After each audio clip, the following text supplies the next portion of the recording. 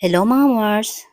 Dito sa video ito is ipapakita ko sa inyo ang isa na namang Bilao serye ng aking pa-order. So, ito po is order ni Madam RV. Thank you ma'am sa pag-order po.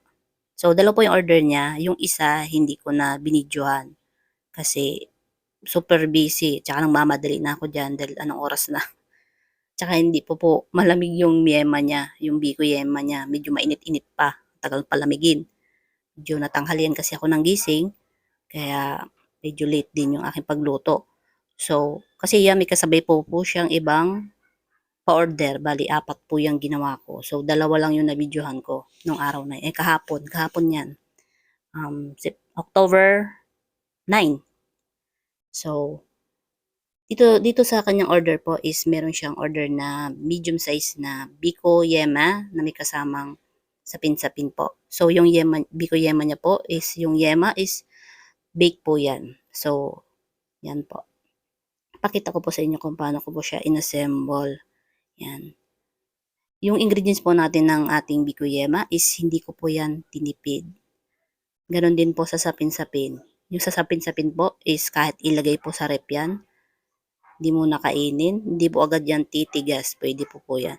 Siguro mga 3 days po ang itatagal po ng ating sapin-sapin. Siyempre dun sa biko yema, ganoon din po. Kaya lang siyempre, may gata po yung biko niya is titigas po yun. Ganoon din po sa yema. So, ayan.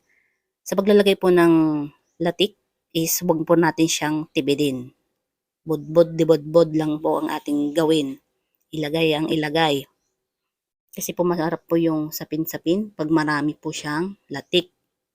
Yan. Kailangan generous po tayo maglagay ng ating toppings.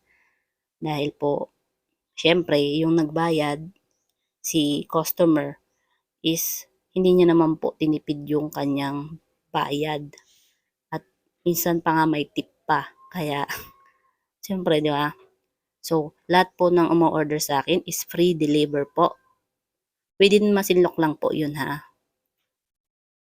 Nahiya po kasi akong maningil ng shipping fee. Kaya, free deliver na po. Tsaka, masipag naman yung taga-deliver ko, yung mister ko. Dahil nagde-deliver po siya ng gasol. So, alam niyo may mga pasikot-sikot sa Masinloc. At ako wala naman ako alam. Dito lang sa bahay. So, ayan po. Magayon po tayo maglagay ng ating latik. So, hindi ko na pinakita kung paano ko siya hiniwa-hiwa yung aking biko yema, ganyan. So, may kasabay po yan at isang bilao pa po medium size na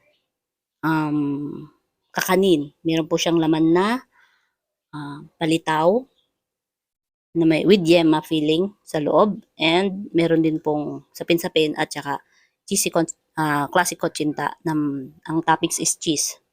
Hindi ko na lang po siya binidyohan kasi nagmamadali na at anong oras na yan.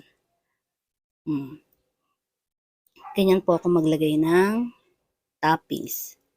Dami-daming latik kasi yan po ang papasarap. So, ma'am, thank you po ng marami, at sa mga gusto pong order, PM lang po kayo.